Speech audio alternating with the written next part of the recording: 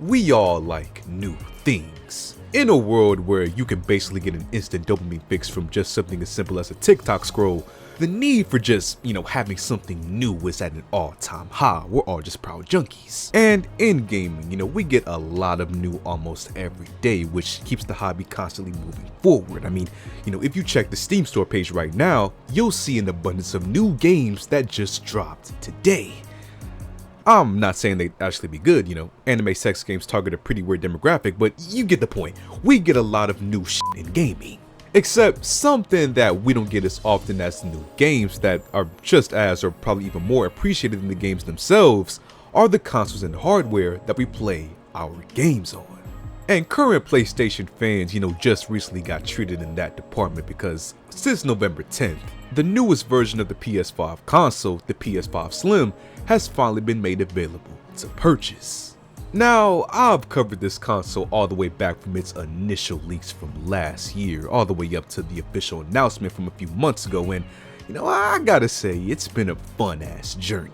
It seems just like only yesterday I was comparing this thing to a mid-2000s laptop disk drive. Memories. Anyways, for those that don't know, Sony releases a more compact and, power-efficient version of their console a few years into their lifespan and calls it the Slim version. Which is what this newly released console is, The only real differences between the Slim console and the original chip shortage piece of plastic is the fact that it's more smaller and now comes with a detachable disk drive because it certainly isn't the price tag. And that disk drive has really been the focal point of what everyone's been talking about with, regarding this console, whether it's praise or criticism. People were curious on how Sony was able to make this disk drive work design-wise and obviously monetary-wise, since the PlayStation is now up there with Apple when it comes to its premium pricing. But now that people actually have the new console in hand, we've got a bunch of answers to the original concerns.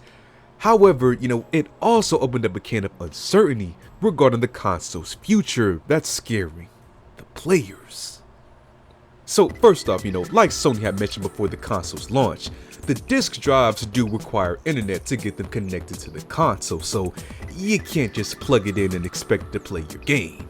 And at first, this scared a lot of players since, even though an internet connection is basically like, the new oxygen, there's people in the world that can't always get access to a decent connection depending on their location and circumstances. And while that inevitable issue was still there for some people, it's been shown now that the process of connecting a disk drive is relatively quick and only needed to be done once for each official Sony disk drive that you want to use. And after that, you can use the disk drive offline if you want to.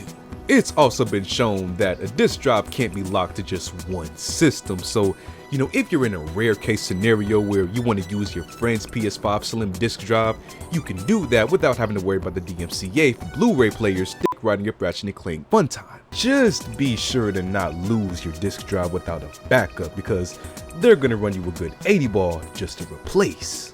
So those pieces of news definitely cleared up some concerns that many people had with the new console. However, it doesn't change the impending thought that's probably in the back of everyone's mind that tends to think about, gaming's future.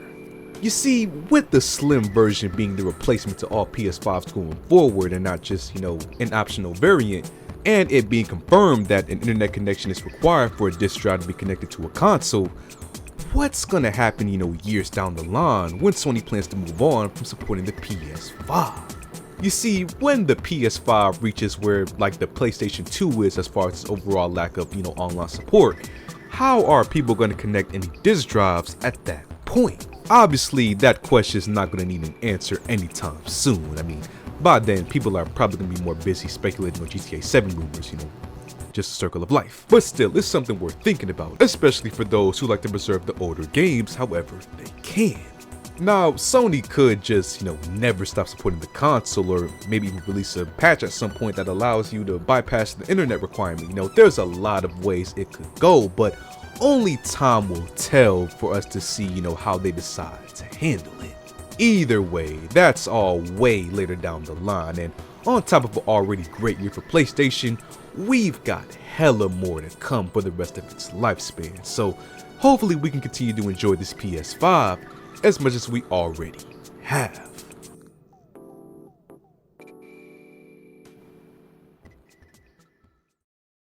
So what do you guys think about the PS5 and, you know, the whole new Slim, man? Feel free to comment down below. And as always, if you like the video, subscribe if you haven't already.